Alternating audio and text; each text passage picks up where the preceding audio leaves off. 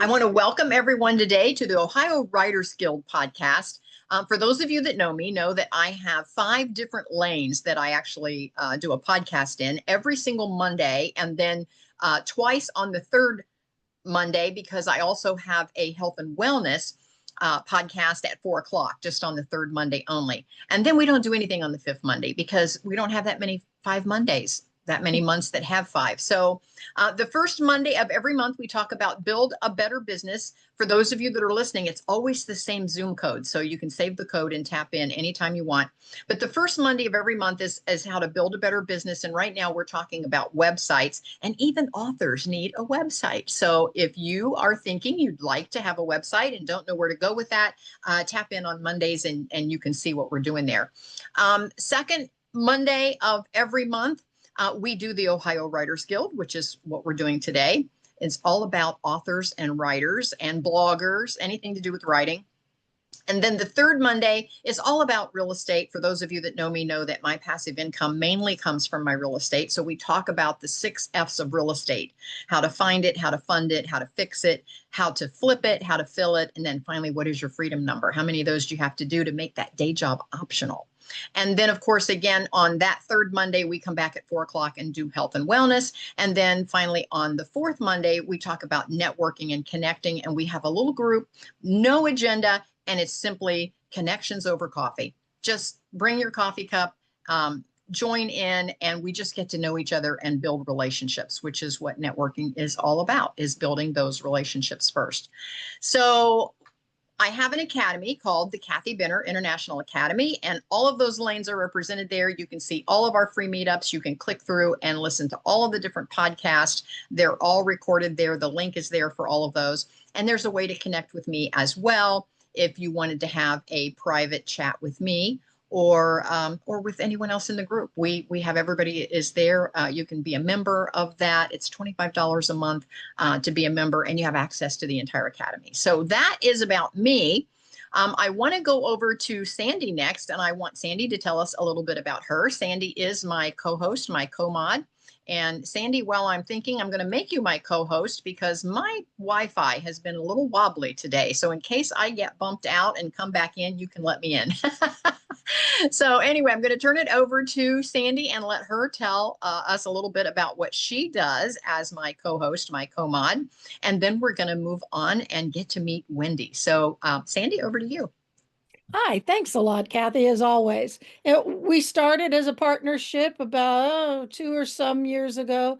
I had asked if I could please talk about my writer's workshop. It meets in Yellow Springs the first weekend in August, and it's a whole weekend in which I only have 2 or 3 featured guests, so everybody gets to know everybody really well. It's a bit of a challenge because those 3 guests hopefully will speak about writing and publishing in an area where everybody in the room will be able to identify or take something with them, adding it to their notes, improving what they were already doing. So that's where I come from, and I'm gearing up for this coming August 7th, 8th, and 9th. I have a gentleman named Tim Wagoner. He's a tenured professor at Sinclair College in Dayton, Ohio, and he writes a lot. And he's quite in everybody in Hollywood's wheelhouse, because if there's a movie out that, boy, it would be really nice if there was a book about that movie, they'll hire Tim, and Tim will write the book on the movie. They're called movie tie-ins. So I'm sure he's going to talk a little bit about that. Horror is also his genre. So is mystery. So is creative writing, because he teaches all of that. But what is really, really good is how encouraging he is. With all his years of experience, and I knew him when he first started over 25 years ago, and his first story got picked up by a magazine. It's been a whirlwind. So everything from where does he work, how does he work out, where does he find the time, to how you can improve what you're doing. He'll be there. I'm building on another person. I'm getting ready to ask to see if she'll come on board And it's really neat that everybody stays in the same banquet hall. We share lunch together, so you get an opportunity to really talk. And even when the presenter isn't up, someone else is, they're in the room too. Just in case there's a breather, a couple minutes, you can ask your questions. Community, as Kathy has said, is so, so key. Networking, finding other people. And so when you go to write a letter or make a comment, or if you know that, hey, Tim Wagner usually is in Science Fiction Fantasy Magazine, you might just put on your submission short story to them, I happen to know Tim Wagner and he really said, put your story, try your story to this place. Just a name. I don't know. It sounds like an old cliche about name dropping, but it works. Everything helps. Everything helps, Oh, it Sandy. does. In all this crazy media world, that word of mouth and who you know is very, very, very powerful. So that's what I do. I have a website. I'll put it in the chat. Things will open up on January 1st with a discount until Valentine's Day. But I hope you'll consider it. I'll have more to say in specifics as the months go along. But it's always exciting. I think I know a lot of writers, but I meet people like Wendi for the first time. So it's like, Mhm. yes, I get to add her to my list of who I know. So thank you for coming. And thank you, Kathy, for having me. Oh, Sandy, thank you so much. This is a kind of a really special podcast for me because, of course, Sandy and I, we decided to hold hands for a while and with the podcast and her being my co-host and then her having the writers conference is just the whole workshop. It's just perfect. It's still my favorite workshop. I've been to several now. I went to hers first. I had never been to a workshop before. I went to hers first, then I went to several since then, and I still like hers the best. So Oh, that's a secret I'll share with everybody. So anyway, I now want to introduce you to Wendi, and oh my gosh, I'm going to tell you all about Wendi. But first, I have to say, I met Wendi on Clubhouse. For those of you that avoid social media, oh, I don't like it, I don't want to do it, blah, blah, blah. I actually met Wendi on Clubhouse, they had just launched, Wendi, if you remember, they had just launched the Clubhouse thing. And I'm going to tell a little tale about myself that Wendi doesn't even know. I have all Android devices. And when Clubhouse first came out, they only came out on Apple.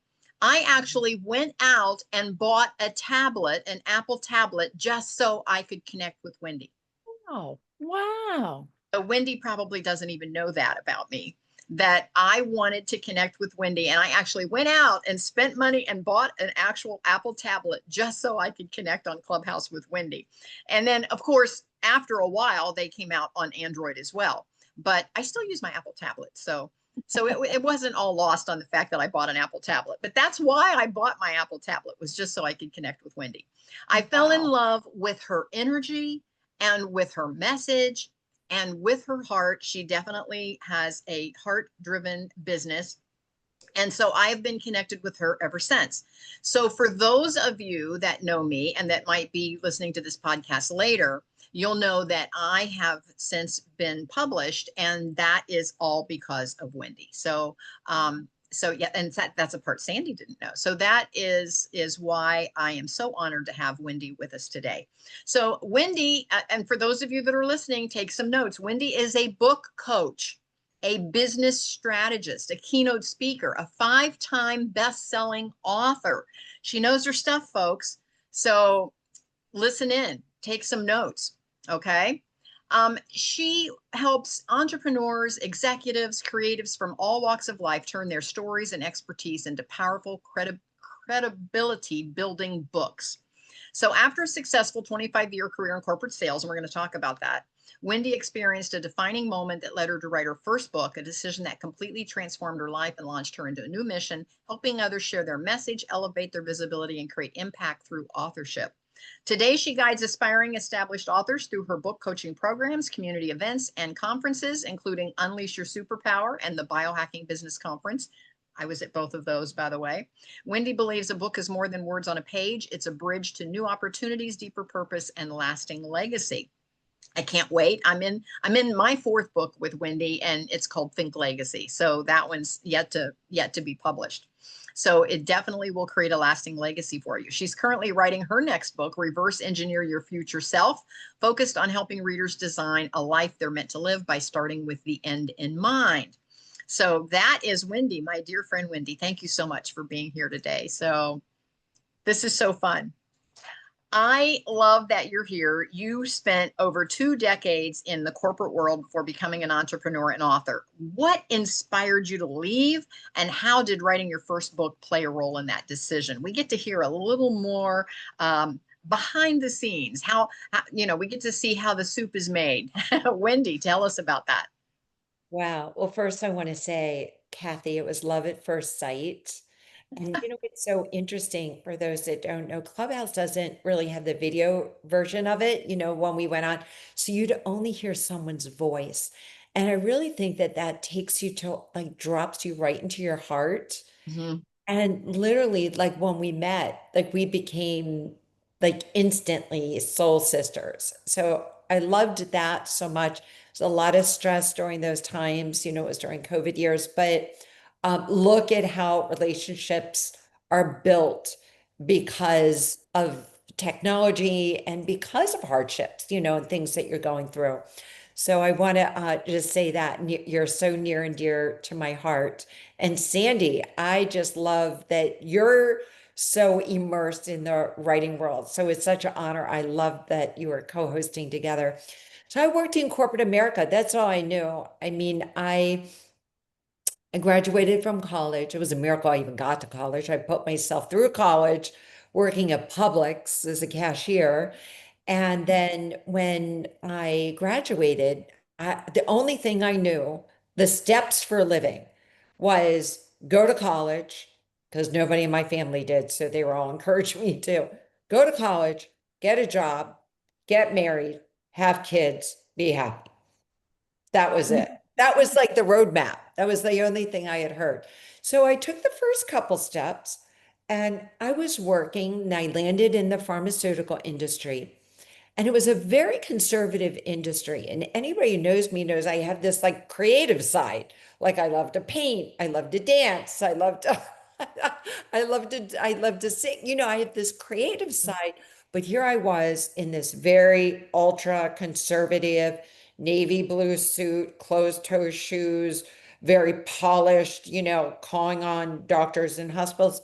And I got a lot out of it. I got a lot of, let's call it corporate and sales training, which I so appreciated. And I worked with very good people, but there was always something itching inside. So in college, not only did I work at Publix, but I also started a walls by design company, and I would like do painting and I would do wallpaper. So I kind of always had this outlet.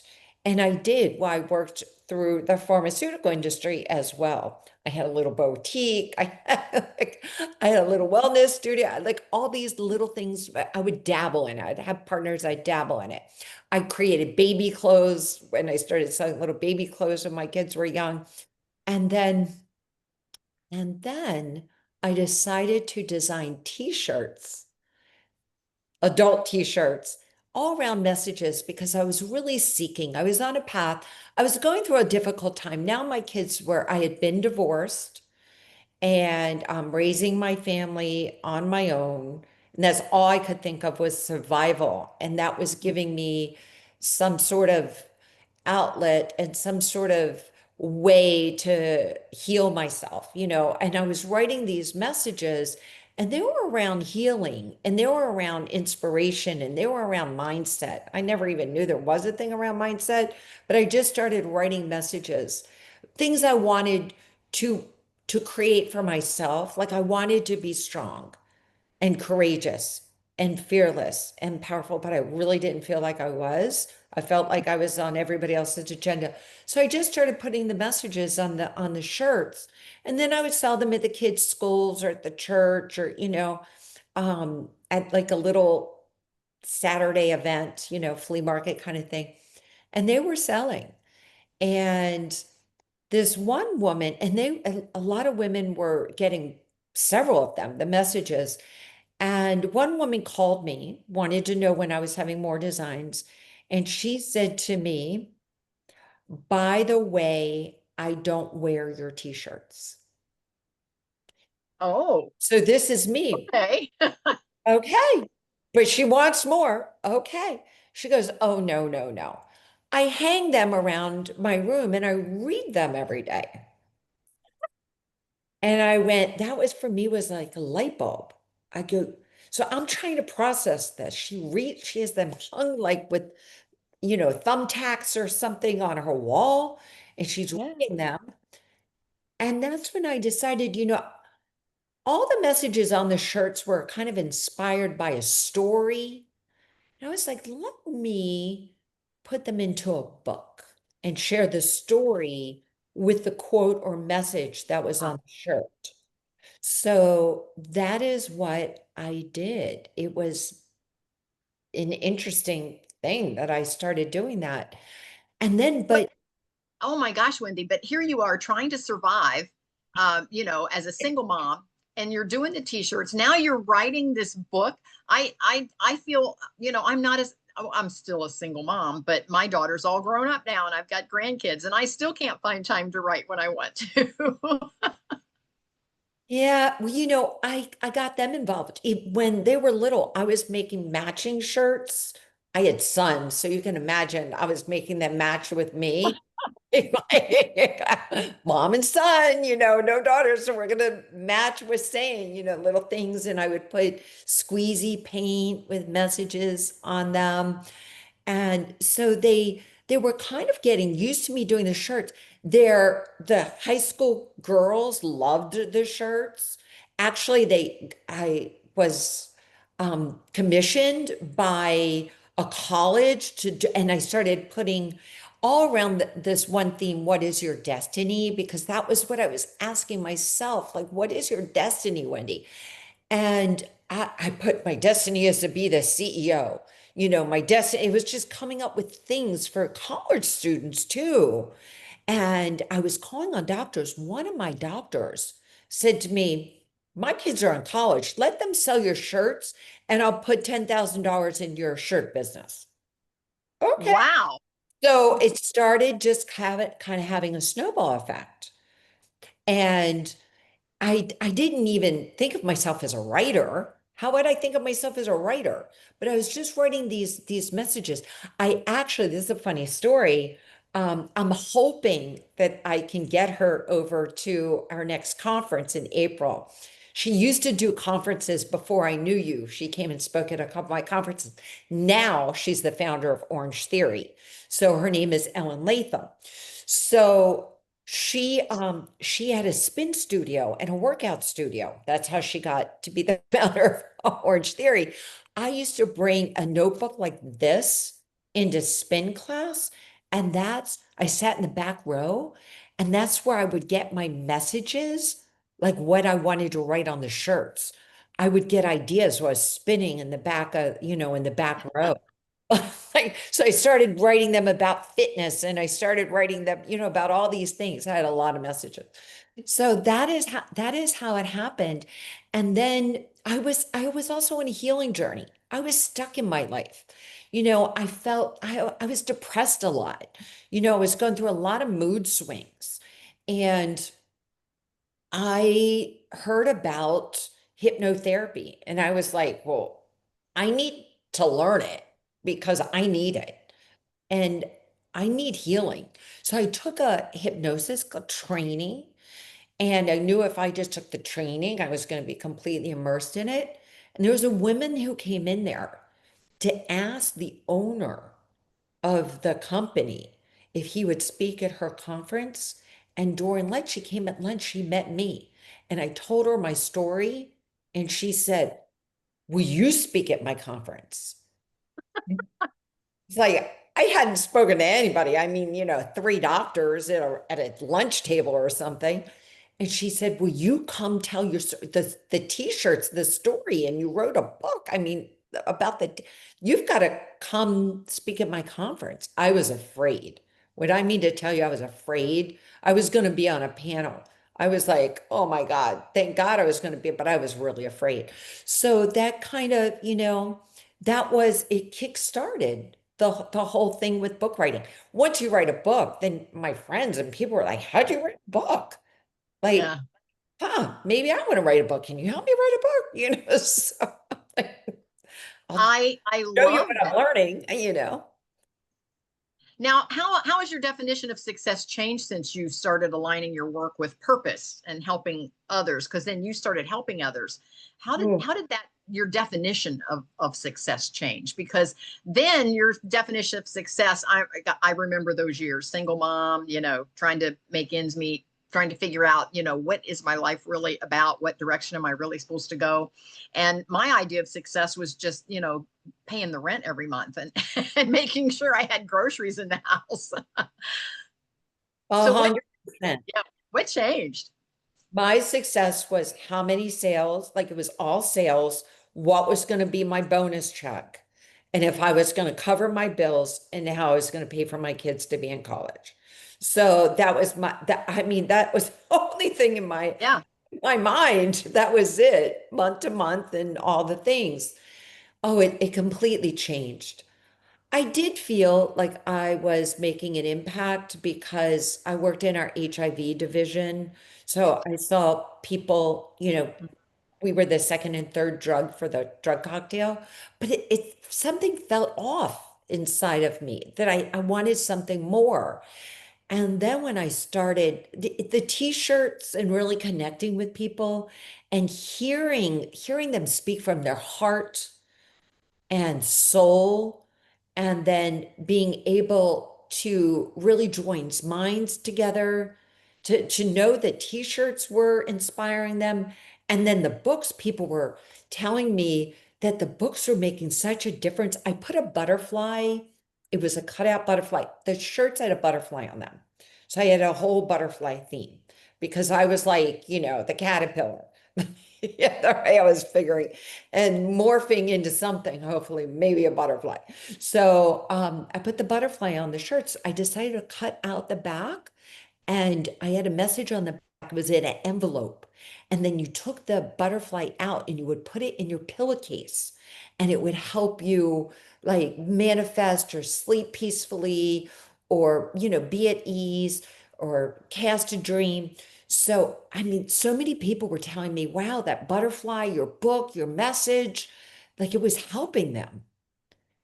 And so success really morphed into, first off, maybe I can help more people than I had thought about prior. And then I could also feel fulfilled. I mean, it was Mhm. really touching my heart and soul. Whereas I was very corporate. I mean, they were telling us what we could say, when we could say it, how we could say it. And this gave me freedom. I get that. So you went from employee to entrepreneur, and now you're a mentor and a book coach. So you've coached authors from all walks of life, executives, doctors, creatives, entrepreneurs, helping them turn their ideas into best-selling books. What do you think is the biggest barrier that keeps people from starting, and how do you help them move through that? Because I know we've got some folks on this call. They are also saying, I just want to write my story and I want to get published, and they don't know what they don't know. So how do you help them move through the barriers? Well, I think that it all starts with one element, and that's making a decision. People stay indecisive. So you just have to say, okay, I'm going to do this. I mean, literally just say it to yourself. Just say it in an empty room. Okay, I'm going to write a book. Mhm. Versus it being so like if it's intangible and so lucid, you got to grasp something. You have to say, I'm going to do it. I always lock myself in, like I'm locked in, so I can't get out. How I wrote that first book is I said, I am going to put money, skin in the game. Skin in the game will get you motivated. So Okay. first, I was going to hire somebody who was going to help me write it, that was going to publish it. They weren't so much going to help me write it, they were going to publish it. And then number two, I said, I'm going to find a conference. And that woman, right? Like, like I started, I didn't know her just yet, but I knew that there were some entrepreneurial things going on. And I was like, I'm going to pay for a table at a conference Ah, and Okay. say I'm going to launch my book. So I'm going to do it backwards. I was studying hypnotherapy and I was really starting to embark in understanding neuroplasticity before anybody talked about it. So I was starting to meditate. The hypnotherapy is kind of blended with meditation and really aligning your thoughts. So I was like, all right, so I can align my thoughts with this and I'm going to write the book. So I think you just have to align your thoughts and make a decision. Look at yourself in the mirror and say, you're an author. Now say it, say you're an author. Like say I'm a published author until you can say I am a published author. Before you're an author, it's unlikely to happen. But if I say I'm an author and I'm not, so now I'm like, there's this gap and there's this part of me is like, I'm a liar. I have to close the gap. Like I said, I'm an author. So maybe I have to take a step. I like that. So you started the whole reverse engineering idea long before the reverse engineering idea. It was birthed out of all of that. I cannot believe that I wrote down, and hypnotherapy was about really auto suggestion. So if you put in the thought, so if I put in the thought, but I didn't only just put it in, I put it down, right? I put it on a journal. So I always had a diary and was a journal girl. So I really took to the idea when I was learning about autosuggestion and hypnotherapy, I took it literally and said, I am going to write in this book. And there was like no way in a million years I would know how to be a best-selling author. I'm going to write down I'm a best-selling author. I'm just going to write it down, right? If I'm going to suggest that to my subconscious mind, and 10% is our conscious mind and 90% is the subconscious mind, I have to get to my subconscious mind. I got to talk to that part of me that has all sorts of stuff going in there and it's not good. What the other things that are really in my subconscious mind are telling me I'm a loser. I'm like, I'm all these things. Like I'm never going to get published. It's like why me? And you're nothing. And it's look how old you are, and you have no money. Like that's what my subconscious mind was telling me. My conscious mind was like, take the kids to school and figure out their. My conscious mind was putting me in action. Like, do the steps, drive the car, go get gas. That was my conscious mind. So there was no room in there for it to be like, oh, let's throw a dream in there. No, who had time for that? But my subconscious mind. So I wrote it down and I wrote down I'm a best-selling author. And I even wrote down that I walk into Barnes and Noble. Now I started taking my kids, of everything connect the dots to Barnes and Noble when they were kids, and I would always buy them books. I had a philosophy. If you want a book, I'll buy a book. I don't know about a toy, but I'll buy a book. And Mhm. I wrote down, I walk into Barnes and Noble, and there's a ginormous table, and it's filled with my book. The day I walked into Barnes and Noble, and there was a table with 50 books with a big picture of me on it. Do you know, I didn't remember I had wrote that down, but when I every now and then go back through some really old journals, I had written that down verbatim. Yes. For those of you that are listening, that actually happened. Wendy had a large table with a big banner of her with all her books on the table. And it was everybody's book. It was everybody's book. And I just had the dream to organize co-author books. So I had the thought because then when I realized I don't want to do things alone, when I wrote that first book by myself, like I had to figure it out. I did have a table at an event. I had so much imposter syndrome. I couldn't even stand at the table. I didn't even sell any books. I had a banner of a picture of me and I felt like, who do I think I am with a picture of a banner with me? Real estate people do that. I can't do that. Pharmaceutical people, like I put a picture of me on a banner. I literally couldn't go in the room. I had so much imposter syndrome. So I always like, and then I heard about it. Like you could bring together a community. And I was like, a community? I'm a community person. I want to be with people, right? And just like you've created here, Sandy and Kathy, I mean, it's amazing. A writing community. It's Mhm. so daunting to do these things alone and trying to figure it out. I made so many mistakes. First off, I paid $10,000 for that first book, and the quality of the book is like the pages were falling out of the center of it. You know, Oh, so there were so, but what did I know? Right? What did I know? I did it. I paid for it and I got it done. I was proud of it. But actually I wasn't so proud of it. I went to another event and there were authors like with really nice books sitting on the table. And a guy came in and he's like, I saw you online and I came to get your book. And he picked it up and I was like, I'm embarrassed. He's probably looking at the cover and the pages, like you could see the glue kind of in the center. You know, you don't know what you don't know. mhm. And so if But I you started. But you started. You did it. did it, that was the first one of many, right? So you have to start somewhere.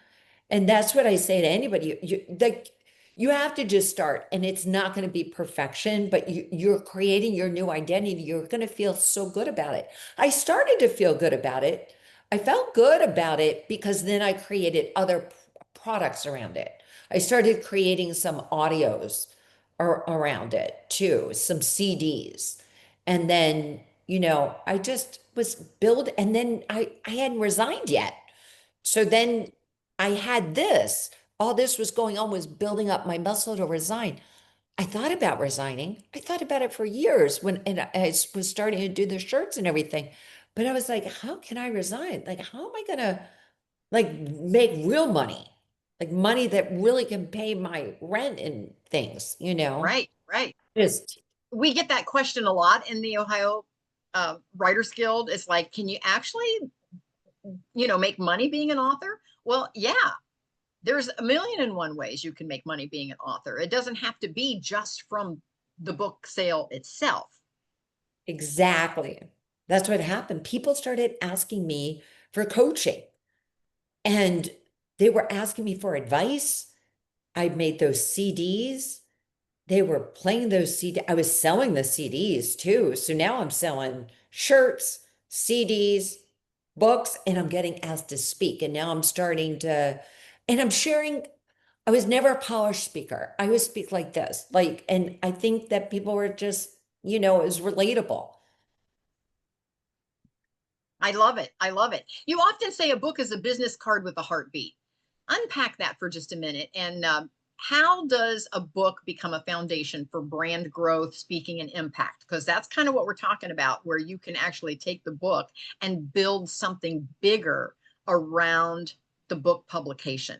Talk about that for just a minute. Well, think about this. Think about a billboard when you go down 95. It can say all these things, right? Make all these claims. You can't meet people. You can't network and say, and I've been to networking. Hi, this is what I do. I help people, blah, blah, blah, blah, blah. My programs are blah, blah, blah, blah, blah. And people are like vomiting all their stuff on you. All you do is meet them. It's so nice to meet you. I want to give you one of my books, and it's a gift. To me, it is a calling card that then people get to know you. And it's so much different. And also, it elevates your status. You're an author, people then kind of lean in and then you sign it for them or they buy the book and then they read it. There are people that have told me that a book stays on a bookshelf. It's much less of an investment than doing Facebook ads because the wholesale cost on your book is going to take a book that retails for 20 then could wholesale for $3.50. And then for $3.50, you're giving somebody a gift. Mm-hmm, That's mm-hmm, worth $20, but also can circle back around to your business where they're going to hire you. There you can say, first, your story, why you do what you do. It's not just going to be information and selling. People connect with your story. mm-hmm. Absolutely. Absolutely. And I teach that in my first Monday on Build a Better Business. The very first thing we talk about is crafting your story, your hero's journey. And I love that. This is just such great information. I know you're currently writing the book, Reverse Engineer Your Future Self. Now, again, you were reverse engineering long before you started to write this book. What inspired you to finally put this in a book, and how does it connect to the personal growth and legacy themes that you teach? Well, I've lived it. I've lived it and breathed it. So for me, if I perish, I'm going to cry. I can't even say it without crying. If I perish, right?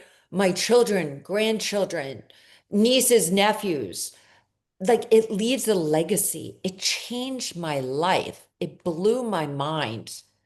I can't even imagine my life if I haven't stumbled on this path. And for me, it was like connecting the dots between the hypnotherapy and my history, my history. And there are a lot of components to the reverse engineering. And I haven't seen anybody put it together the way I have put it together based on my life experiences.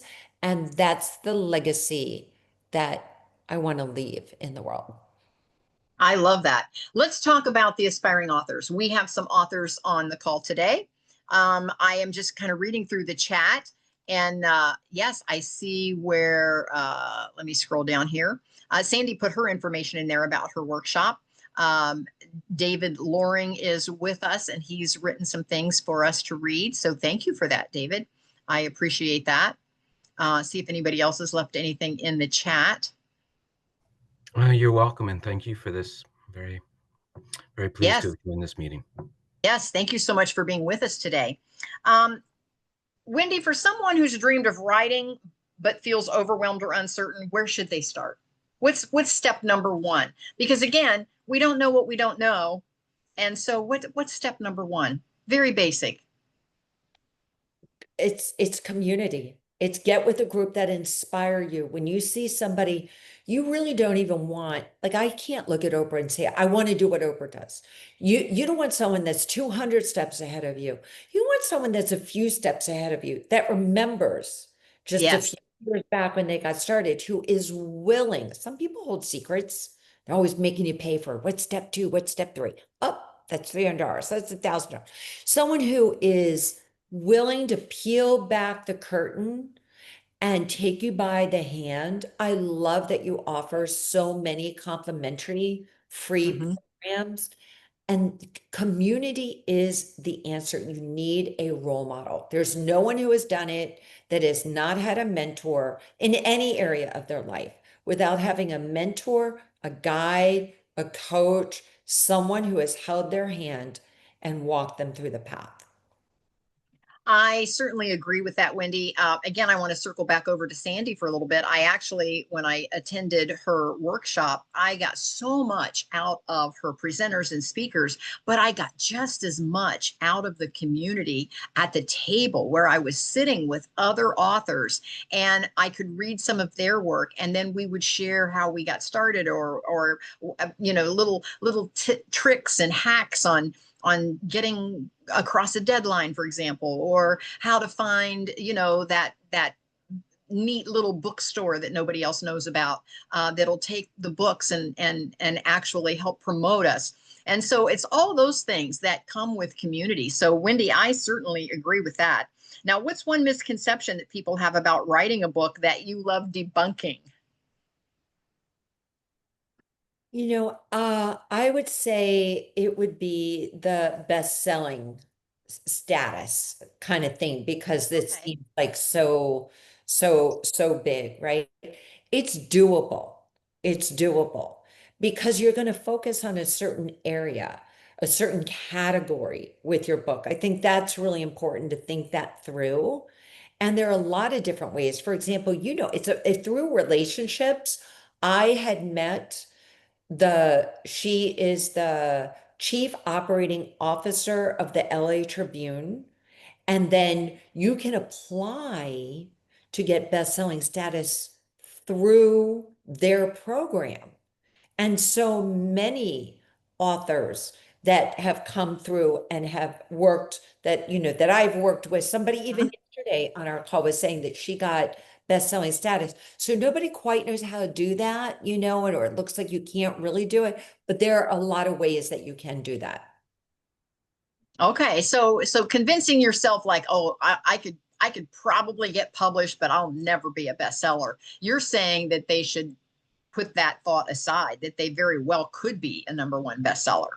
If I could be, they can be 100%. Right? Like, if you can be an author for all the people that weren't authors and you're an author, so you can be a best-selling author. There are a lot of different ways and debunk the whole idea that is really hard and you can't do it. So right away, I hope that inspires that there are a lot of different ways and programs that you can apply to, and even getting some sort of recognition from a college, a university. I publish things for universities and do some bulk sales. There are a lot of different ways to do these things to get the credibility, to get the endorsement, to get endorsements for your book, as well as status, best-selling status, etc. Yes, I agree. And Wendi, I know it same as you do that oftentimes writers are sometimes a little introverted, not always, but some and many are. And so they finally make that decision that you're talking about, that they are going to write the book. They're going to do it. So they do it, and they figure it out and they push their way through. And now maybe they've decided they're going to self-publish. And so now they're getting published, and now they're stuck because they're like, I have no idea how to market this thing. And so what you're saying is there's a million and one ways that they can get some credibility, get their name out there, get book signings, get things going. And yes, sometimes you have to step outside your comfort zone a little bit if you're an introvert, to do some of those things, but it's all possible. And it's so much easier inside a community where there is more folks doing it than just you, which is why I totally love the collaborative book efforts. Because now, if you've got, and I'm just giving an example, and Wendi can give several, but let's just say you have 10 authors that are all going to collaborate in a book on a particular topic. You now have 10 authors pushing that book in the right direction, not just you in your back bedroom saying, well, what do I do now? I got a box full of author copies and I don't know what to do with them.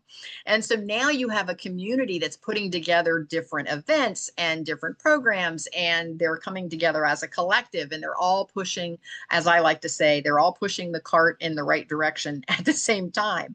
And so you've helped launch dozens of best-selling books with that strategy.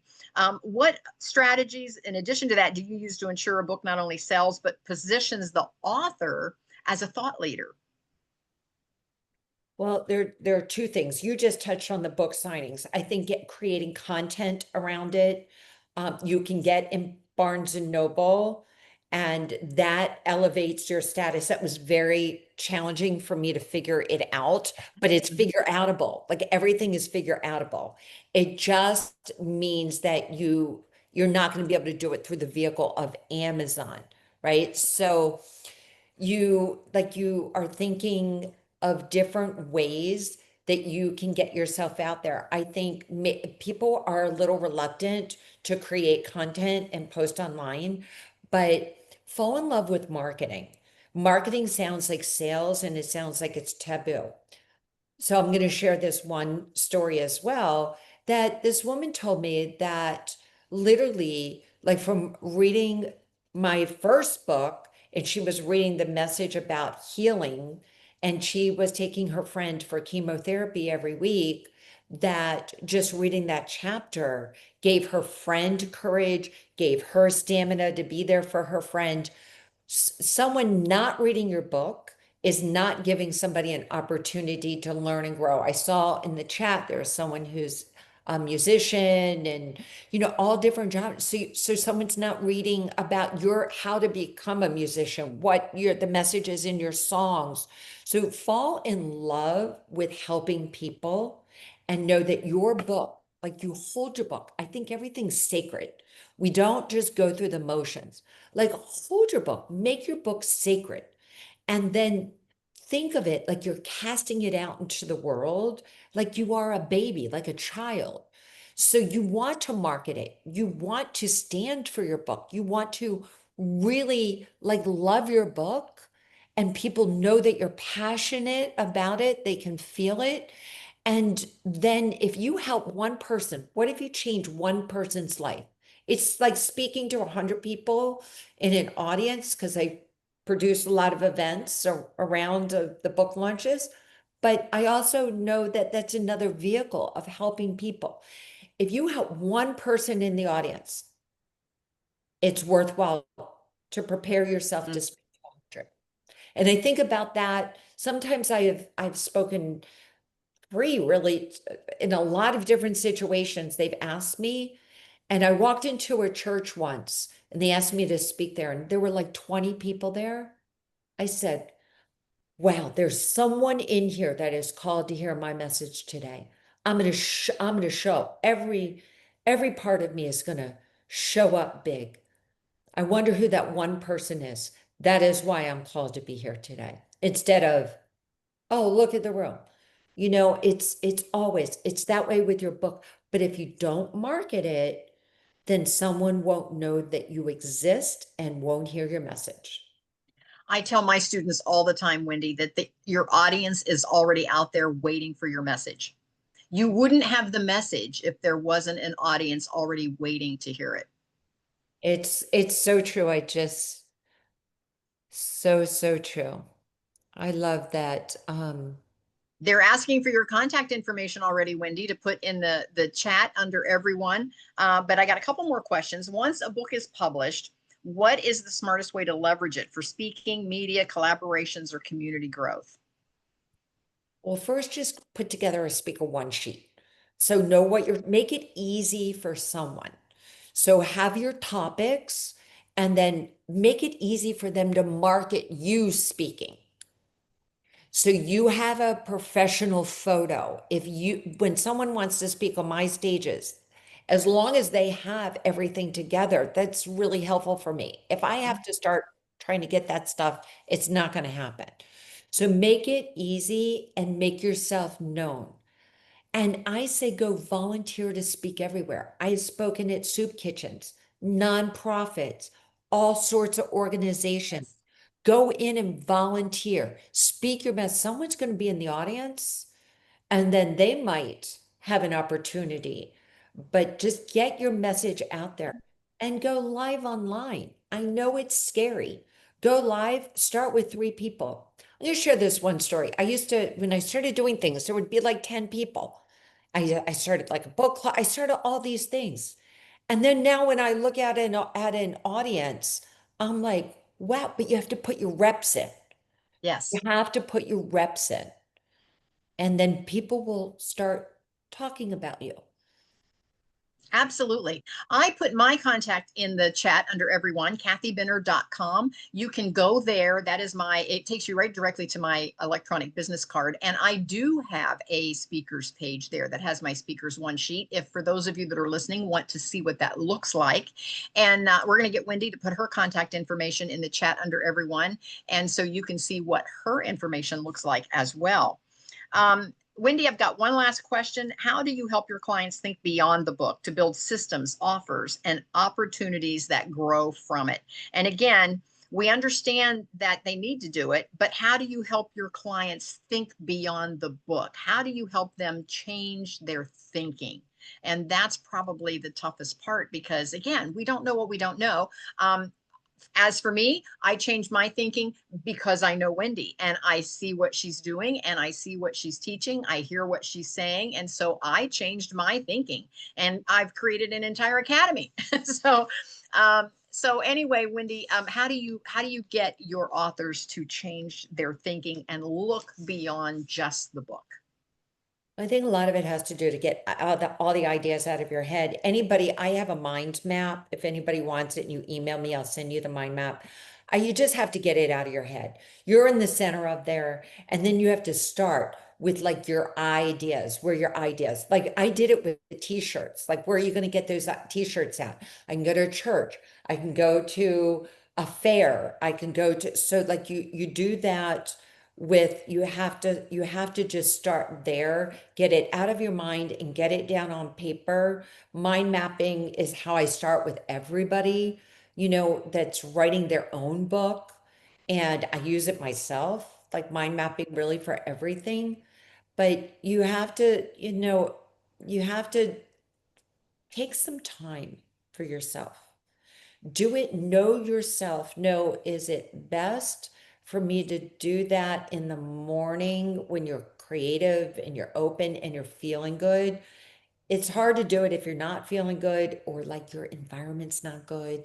If you have a partner that's not supportive, like get in a good space, like go to a coffee shop, like, go out in the woods go sit on a park bench. Right. And then here's my favorite. And Kathy, I talk about this all the time because I'm really passionate about your identity with the reverse engineering. So you have to talk to your future self. You have to say, like, I'm turning 65 this year. I've been talking to 65-year-old me for 5 years. So now I'm talking to 66 me, 70 me. I have to talk to me now and say, girl, you're still young. Girl, you still got it going on. Girl, you still got energy. You are still on stages. You are still writing books. You are still living life. You're helping more people. Oh my goodness, you're even more relatable. But see, like you have to practice, because if I just start saying I am helping people, yeah, I'm helping people. You have to like get it out and hear your tonality. Take your phone and the audio on your phone and voice record yourself in your identity. You're going to hear incongruencies. You're going to hear your voice shake. You're going to judge yourself and go, I don't like my voice and blah, blah, blah, blah, blah. So start working on that. Start getting in alignment with the future self, the person that you want to become, and talk to that person. I told myself just the other day, Wendy, that when I'm 75, I want to be getting on the airplane and I want my cabana boy to be putting my luggage up over top because I'm off to Paris. And I did say that out loud, by the way. I get it. And when you say it with conviction, I have Yes. wanted a mountain house for 5 years. I have been saying it and saying it and saying it. I'm here. This is Yes. the mountain house. We're here. My husband's been saying no and no and no. We're here. Like you got to realize that people around you might say no. You continue to hold the space. You say it and say it and say it and write it and practice, like, I hope I can do that. I don't think it's too late.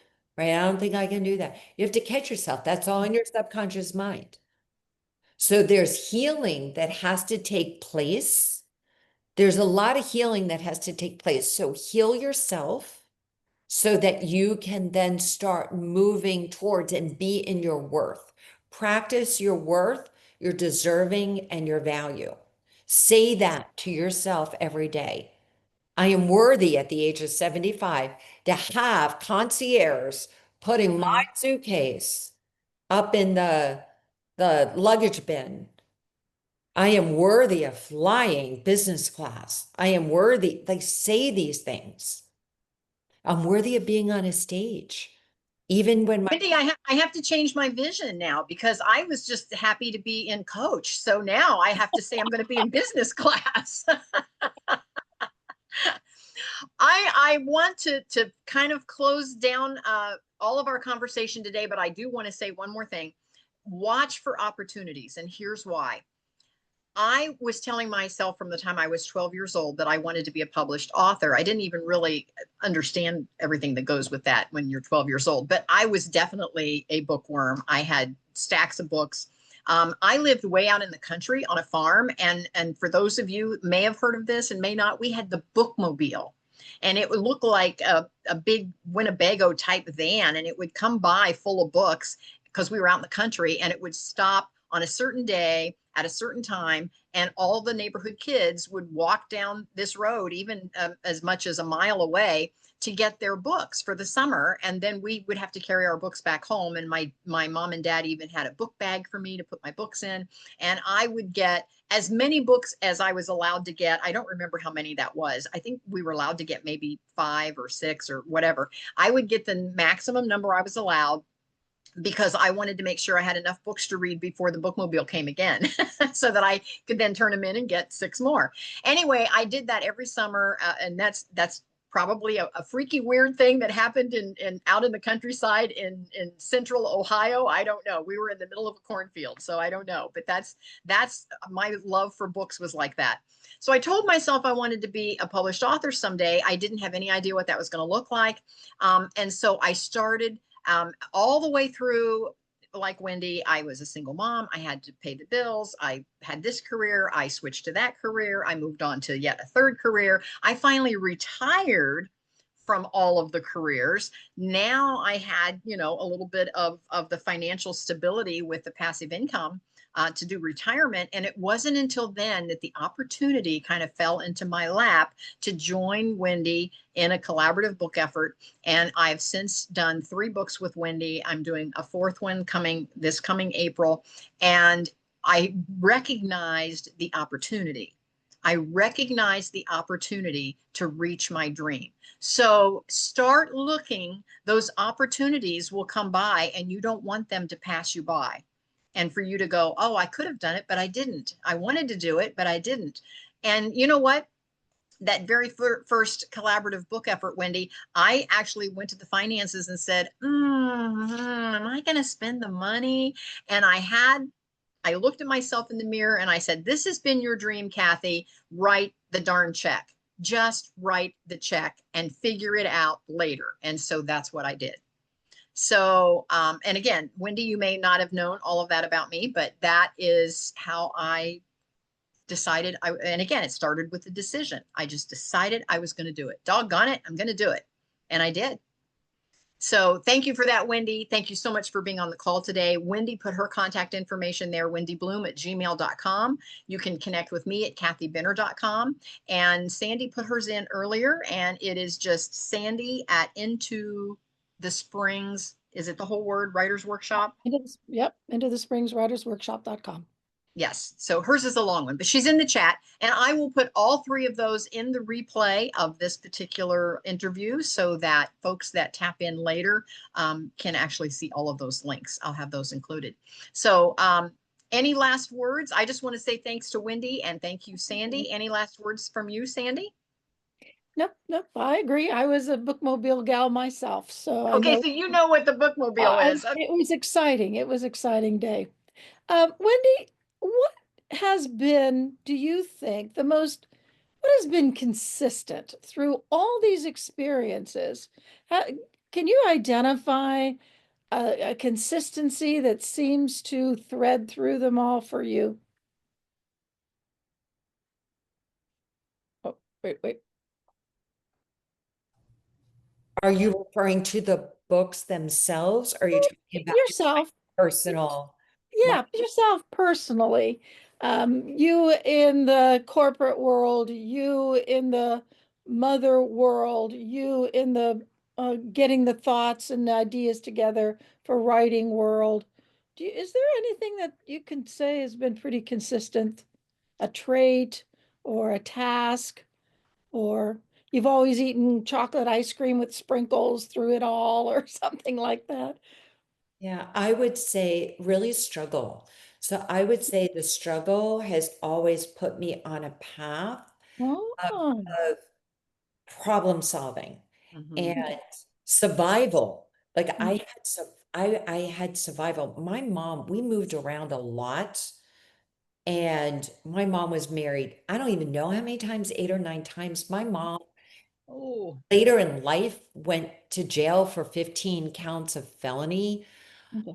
There were so many times that I just felt like I was so choked up. And Mm, I somehow, I somehow stumbled. I feel like I got lucky early in life that I ended up getting that job to Publix and then putting myself through college. okay. So that I built a resilience muscle. Resilience. Yeah. I can figure it out. If I could figure out how to do that, then I could figure out other things, and the things continued to be really wonky. Yeah. I believe in prayer. I Mhm. believe in God. I believe in getting centered, and I believe I'm not alone. Okay. I would say that. Okay. Good. Thank you. Thank you. You're welcome.